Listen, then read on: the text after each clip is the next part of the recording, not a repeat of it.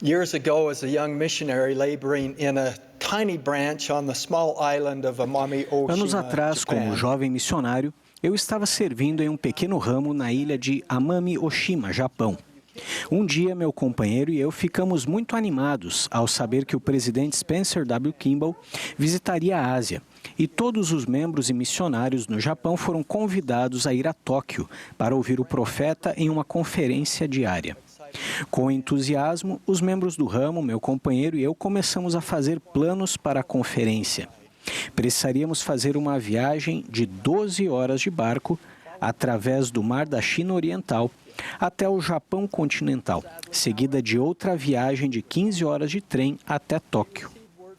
Porém, infelizmente, isso não aconteceu.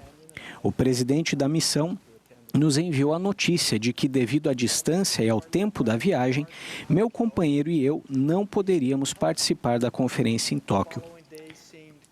Os membros de nosso pequeno ramo embarcaram para Tóquio e nós ficamos para trás. Os dias seguintes pareceram quietos e vazios. Tomamos o sacramento sozinhos na pequena capela, enquanto os membros da igreja e os missionários do Japão assistiam à conferência. Meu senso de desilusão pessoal se intensificou quando alegremente ouvi os membros do ramo dizerem, ao retornarem da conferência alguns dias mais tarde, que o presidente Kimball havia anunciado um templo em Tóquio. Eles estavam cheios de entusiasmo ao falarem da realização de seu sonho. Descreveram como, ao ouvirem o anúncio do templo, os membros e missionários foram incapazes de conter a alegria e começaram a aplaudir entusiasticamente. Os anos se passaram, mas ainda me lembro da decepção que senti por não ter participado daquela reunião histórica. Nos últimos meses, tenho refletido sobre essa experiência ao observar outras pessoas enfrentarem profundas decepções e tristezas, bem maiores e mais profundas que a minha, causadas ao mundo pela pandemia da Covid-19. No início do ano, quando a pandemia acelerou, a primeira presidência garantiu: a igreja e seus membros demonstrarão fielmente nosso compromisso de ser bons cidadãos e bons vizinhos, e nos advertiu a sermos prudentes a fim de proteger a saúde e a segurança dos membros. Assim, vivenciamos a suspensão das reuniões da igreja em todo o mundo, o retorno de mais da metade de nossos missionários para seu país de origem e o fechamento de todos os templos da igreja. Milhares de vocês estavam se preparando para ir ao templo realizar ordenanças próprias, incluindo selamentos. Outros concluíram seu serviço missionário mais cedo ou foram temporariamente desobrigados e depois redesignados. Durante esse período, líderes governamentais e estudantis fecharam escolas, o que consequentemente alterou formaturas e forçou o cancelamento de eventos e atividades esportivas, sociais, culturais e educacionais. Muitos de vocês se prepararam para eventos que foram cancelados, apresentações que não aconteceram e temporadas esportivas que não foram realizadas. Ainda mais marcante é pensar em famílias que perderam entes queridos nessa época difícil. A maioria não pôde realizar funerais ou outras reuniões de despedida como esperavam. Em resumo, muitos de vocês têm lidado com dolorosas decepções, tristeza e desestímulo. Como podemos então ser curados, perseverar e seguir em frente quando as coisas parecem estar tão caóticas? O profeta Nefe começou a gravar os registros nas placas menores quando adulto. Ao pensar em sua vida e seu ministério, ofereceu uma importante reflexão no primeiro versículo do livro de Mórmon. Esse versículo apresenta um princípio importante para considerarmos em nossa época. Após suas conhecidas palavras, eu, Nefe, tendo nascido de bons pais, ele escreve, e tendo passado muitas aflições no decurso de meus dias, fui não obstante altamente favorecido pelo Senhor em todos os meus dias. Como estudantes do livro de Mórmon, estamos familiarizados com as muitas aflições a que Nefe se refere. Contudo, após reconhecer suas aflições no decorrer de sua vida, Nefe dá sua perspectiva sob a luz do Evangelho, quanto a ser altamente favorecido pelo Senhor em todos os seus dias. Tempos de aflição e decepção não mudam o olhar observador do Senhor, enquanto Ele cuida de nós com atenção, abençoando-nos.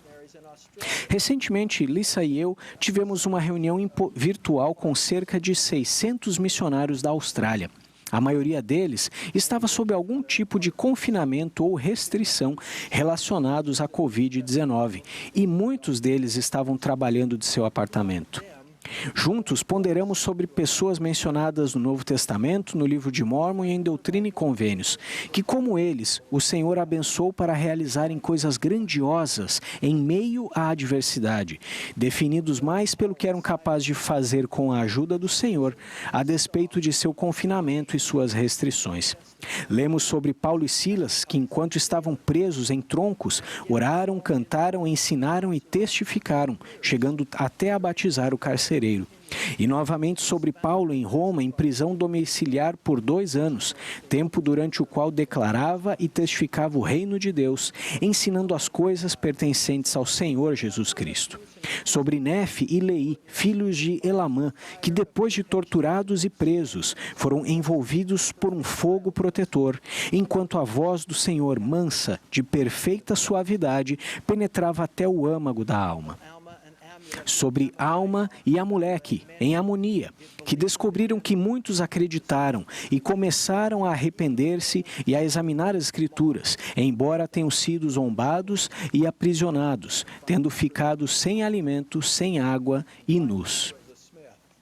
E finalmente sobre Joseph Smith, definhando na cadeia de Liberty, sentindo-se abandonado e esquecido, ouvindo as palavras do Senhor.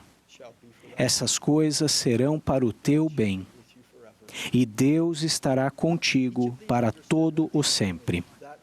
Cada uma dessas pessoas compreendia o que Nefe sabia. Apesar de terem passado por muitas aflições no decurso de seus dias, foram altamente favorecidas pelo Senhor. Nós também podemos traçar um paralelo, como membros e como igreja, sobre o modo como temos sido altamente favorecidos pelo Senhor durante os tempos difíceis que temos vivenciado nos últimos dias. Enquanto cito esses exemplos, permitam que eles fortaleçam seu testemunho da visão do nosso profeta, que nos preparou com ajustes antes de qualquer sinal de pandemia, permitindo que suportássemos as dificuldades que surgiram. Primeiro, tornar-se mais centralizado no lar e apoiado pela igreja. Há 2 anos, o presidente Russell M. Nelson ensinou: como santos dos últimos dias, acostumamos-nos a pensar na igreja como algo que acontece em nossas capelas, com o apoio do que acontece no lar. Precisamos fazer um ajuste desse padrão. Uma igreja centralizada no lar, com o apoio do que acontece dentro dos nossos edifícios. Que ajuste profético!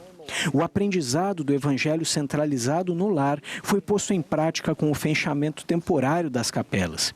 Mesmo com o mundo começando a normalizar, ao voltarmos para as capelas, queremos manter os padrões que desenvolvemos durante a pandemia, quanto ao estudo do evangelho e ao aprendizado centralizados no lar.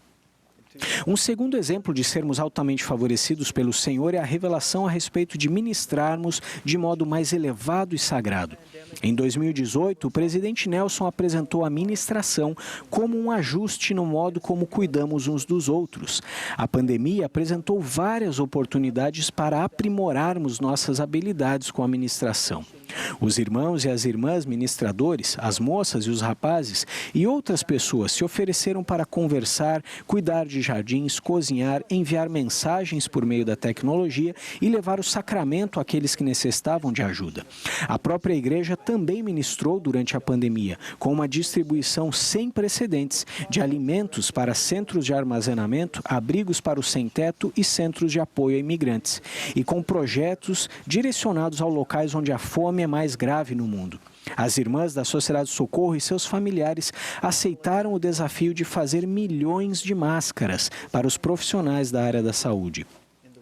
Um último exemplo de sermos abençoados em meio à aflição é encontrar mais alegria na volta às ordenanças do templo. Para ficar mais claro, vou contar-lhes uma história. Quando a irmã Kathleen Palmer recebeu seu chamado missionário em abril, ela ficou muito entusiasmada por ser chamada como missionária, mas sentiu que era igualmente importante e especial ir ao templo para receber sua investidura e fazer convênios sagrados. Pouco depois de ter programado sua investidura, foi feito o anúncio de que todos os templos seriam temporariamente fechados devido à pandemia.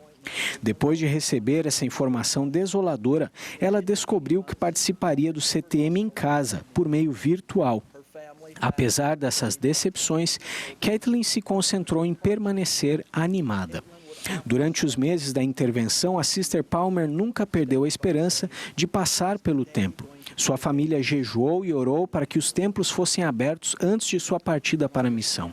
Kathleen frequentemente começava seus dias no CTM doméstico dizendo: será que hoje é o dia que vou receber o milagre de os templos voltarem a funcionar? No dia 10 de agosto, a primeira presidência anunciou que o templo da região de Kathleen seria reaberto para as ordenanças próprias no dia exato em que seu voo para a missão partiria logo cedo. Ela não conseguiria ir ao templo e pegar o voo a tempo. Com pouca esperança de dar certo, sua família contatou o presidente do templo, Michael Velinga, para ver se havia alguma maneira de um milagre pelo qual estavam orando acontecesse. Seu jejum e suas orações foram atendidos. Às 2 da manhã, horas antes de seu voo, a Sister Palmer e sua família, em lágrimas, foram recebidas na entrada do templo pelo sorridente presidente com estas palavras: "Bom dia, família Palmer, bem-vindos ao templo." Ao concluir sua investidura, ela e sua família foram incentivados a sair rapidamente para darem lugar à próxima família que aguardava na entrada. Dirigiram-se diretamente para o aeroporto, bem na hora de Kathleen pegar o voo para a missão. As ordenanças do templo, de que sentimos falta por vários meses, parecem mais doces do que antes imaginávamos, à medida que os templos reabrem em fases ao redor do mundo. Ao encerrar, ouçam as palavras encorajadoras, entusiasmadas e edificantes escritas pelo profeta Joseph Smith. Ninguém imaginaria que ele o faria em meio à aflição e ao isolamento, ao confinamento e às restrições em uma casa em Nauvoo, escondendo-se daqueles que queriam prendê-lo ilegalmente. Ele disse: "Agora, o que ouvimos no evangelho que recebemos? Uma voz de alegria, uma voz de misericórdia do céu e uma voz de verdade saindo da terra. Alegres novas para os mortos, uma voz de alegria para os vivos e os mortos, boas novas de grande alegria. Não prosseguiremos em tão grande causa? Ide avante e não para trás. Coragem e avante, avante para a vitória. Regozije-se vosso coração e muito se alegre. Prorrompa a terra em canto." Irmãos e irmãs, creio que um dia cada um de vocês olhará para trás para os eventos cancelados, para a tristeza, as decepções e a solidão causados pela época desafiadora em que estamos vivendo e verá que as bênçãos escolhidas e o aumento da fé e dos testemunhos a ofuscaram. Creio que nesta vida e na vida futura, suas aflições, sua harmonia, sua cadeia de Liberty serão consagradas para seu benefício. Oro para que, assim como Nefe, reconheçamos as aflições no decurso de nossos dias e, ao mesmo tempo, que percebamos que somos altamente favorecidos pelo Senhor. Encerro com meu testemunho de Jesus Cristo, Ele que também passou por aflições e, como parte de sua expiação infinita, desceu abaixo de todas as coisas. Ele compreende nosso sofrimento, nossa dor e nosso desespero. Ele é nosso Salvador, nosso Redentor, nossa esperança, nosso consolo e libertador. Disso presto testemunho em seu santo nome, Jesus Cristo. Amém.